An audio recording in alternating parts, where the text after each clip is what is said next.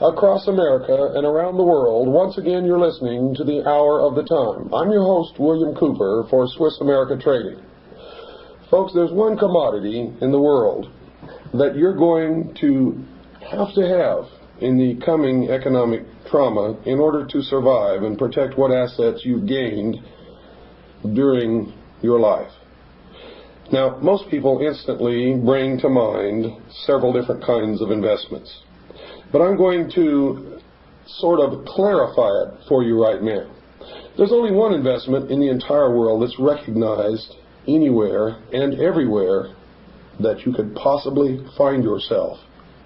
No matter what happens in the future, there's only one investment that is recognized universally throughout the world, through all peoples, rich, poor, backwards, forwards, primitive tribesmen, and, of course, on Wall Street, USA. And that investment, folks, is the only investment that has ever protected anyone in hard times through the history of the world. I'm talking about gold, specifically gold coins in the smallest denomination that are easily recognized and identified by the common man. Now, how in the world does that pertain to a primitive tribesman in the jungles of Borneo or the Philippines or anywhere else? Well, you see, these people, no matter how primitive they may be, recognize a malleable metal, something that can be worked, something that can be made into jewelry, something that has intrinsic value of its own. It doesn't matter whether it's a coin or a lump of metal. We recommend coins simply because in the civilized world, people think. And when they think and you offer them a lump of gold bullion in trade for a loaf of bread, the thinking person is going to wonder if there might be a grain, a pebble, or a boulder of lead underneath a small coating of gold. But you don't have that problem, folks, with gold coins. Gold coins that are recognized. Silver is another metal that fits this bill, that's recognized by the common man. Now, during the hard times that we've been through, when WWCR burned to the ground, our sponsor, Swiss America Trading, stuck with us. They found us another station to broadcast on. And so we didn't miss a beat getting the truth out to the world. Now I want you to stand behind them like they have stood solidly behind the Hour of the Time. I want you to call Swiss America Trading right now. Mention my name, William Cooper. Ask them for the free newsletter on protecting your future. Do it now, folks. Don't procrastinate. In hard times, it's too late to do something about protecting your assets. You won't have any. You can be assured of that. So call Swiss America Trading now at 1-800-289-2646. That's 1-800-289-2646. Do it now. It doesn't cost a penny. By protecting your assets, you are ensuring the future of this show, the Hour of the Time, and freedom for the world. Call 1-800-289-2646 and do it now. You'll be glad that you did. Tonight, folks, you'll notice the absence of our normal lead-in music. You'll also notice that we're not going into any type of a musical selection to introduce the subject matter of this program as we usually do, simply because I want to devote the maximum amount of time to our special guest tonight, Mr. Jordan Maxwell. Now, I never met Jordan Maxwell in my life until today. I don't really know him personally. I have been introduced to him circuitously through a bevy of my own personal friends, whom after listening to my lectures, after reading my book, realized that Mr. Jordan Maxwell and I have quite a bit in common. And they prompted me, pushed me, you might say, to meet with this gentleman. And I guess that you had the same treatment on your end, didn't you, Jordan? I certainly did, yes.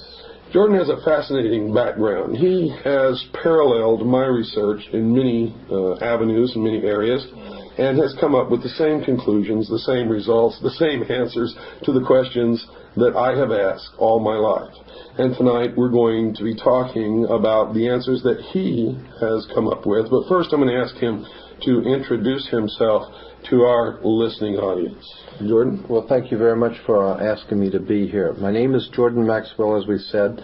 As of 1959, I became very interested in the subject of secret societies and subversive movements.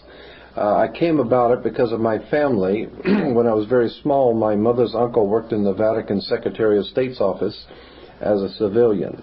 And on occasions when he would come back to home to visit, back to this country, he would sit and talk for hours about the intrigue going on throughout the world, behind the scenes of religion and politics, and all the nefarious plans that are being fomented by governments and religion. And I became fascinated with this subject. Since then, I have, as I said, since 1959, I have really delved into the subject myself, and I find the more that you find out about the subject, the more you know how much you don't know, because it is an enormous subject that takes in not only the fraternal orders, the secret societies of Freemasonry, the occult societies going back into the most ancient world, going back to pre-Sumerian, and those symbols and emblems which were used in the ancient world are now even being used in our world, our modern day world, and we don't even realize it. As a matter of fact, things like the oil companies, the automotive companies, the cigarette companies use symbols and emblems, and of course in government, national institutions, educational institutions. Our world is filled with symbols, and symbols are like the letters of the alphabet. If you put enough of them together, they spell a word, and you put a lot of them together and they tell you a story. The story I am talking about is the secret societies and occult orders that go all the way back into the ancient world, and I believe, and it's my opinion, that they are still in operation today behind our major religions and major governmental agencies. The symbols and emblems you can see with your own eyes, and do some research, and you'll find that they go back into the ancient world. Now, we like to talk about that there's a separation of church and state in America. The fact of the matter is no such separation exists. There is a very direct connection between the religious establishment in this country and the political establishment. And as you probably well know, has always been the case. All the way back to the pre-Sumerians, the king was always the mediator between God and man, as well as being head of the temporal state. The pharaohs, of course, of Egypt perfected this, so that they were both gods and mortals who were ruling the state. The Caesars picked up on this, of course, and it's come down through the ages. And even in our country of America today, we have a direct connection between church and state. And let me draw your attention to this, make you an example here. Churches, when you go into most churches, you will find that there are like 3 tiers high, and then the altar sits on the top tier.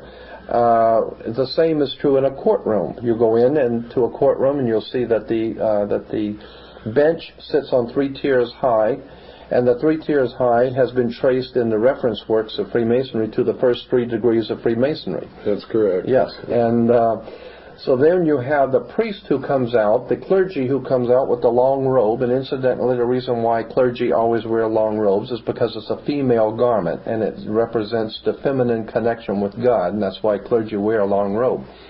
It also has to do with when the clergy wears the long robe, the judge, when the judge comes out, he wears the same long black robe.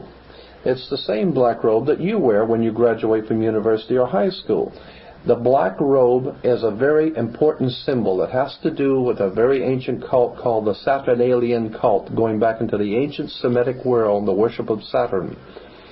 Black was a color attributed to Saturn, and even today in Islam, in Mecca, in Saudi Arabia, you have this square of Mecca within the magic circle, or within the Masonic circle, and Mecca is black, and it's draped in a black robe.